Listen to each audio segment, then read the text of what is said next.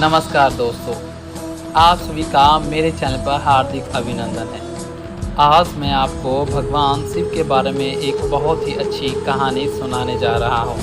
तो चलिए दोस्तों शुरू करते हैं। एक साहूकार था जो भगवान शिव में बहुत ही आस्था रखता था। उसके पास धन धान्य किसी भी चीज़ की कमी नहीं थी, लेकिन उसको एक दुख था। उसके घर में कोई संतान नहीं थी।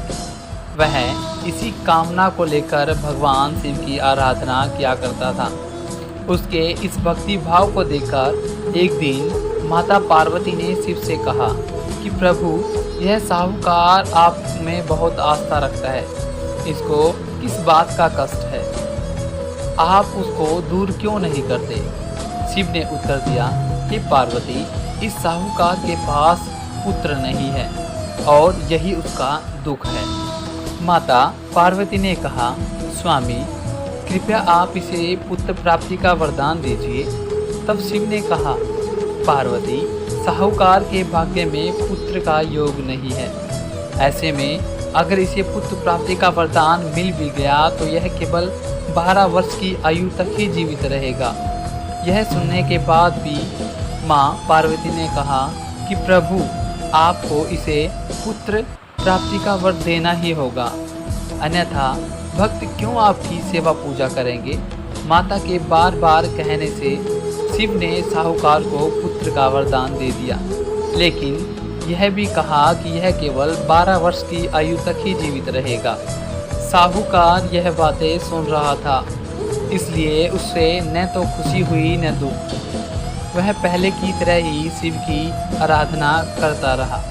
उधर सेठानी गर्भवती हुई और 9 महीने के बाद उसने एक सुंदर बच्चे को जन्म दिया, लेकिन इस 12 वर्ष की आयु का जिक्र किसी से भी नहीं किया गया। जब बच्चे की आयु 11 वर्ष हुई तब साहूकार की पत्नी ने उसके विवाह के बारे में सोचा। तब साहूकार ने कहा कि अभी बच्चे को काशी पढ़ने के लिए भेजा जाएगा।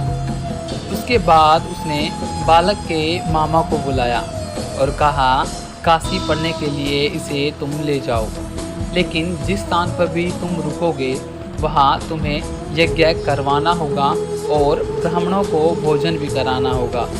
उन्होंने उनकी इस बात को स्वीकार कर लिया और ऐसे ही वो करते चले गए। लेकिन रास्ते में एक राजकुमार का विवाह था। जिससे उसका विवाह होना था वह एक आंख से अंधा था। तो उसके पिता ने जब अति सुंदर साहूकार के बेटे को देखा तो उसके मन में आया कि क्यों न इसे घोड़ी पर बैठाकर शादी के कार्य को संपन्न कर लिया जाए। तो उन्होंने उसके मामा से कहा कि इसके बदले में आपको बहुत सारा धन दिया जाएगा। इससे उसके मामा राजी हो गए। इसके बाद साहूकार का बेटा विवाह की वेदी पर बैठा और जब विवाह कार्य संपन्न हो गया तब उसने राजकुमारी की चुनरी के पल्लव पर लिखा कि तेरा विवाह तो मेरे साथ हुआ है, लेकिन जिस राजकुमार के साथ तुम्हें भेजा जाएगा वह एक आंख से अंधा है। इसके बाद वह अपने मामा के साथ काशी के लिए चला गया। उधर जब राजकुमारी ने अपनी चुनरी पर यह लिखा हुआ पाया तो उसने राजकुमार के साथ जाने से मना कर दिया। तो राजा ने भी अपनी पुत्री को बारात के साथ विदा नहीं किया।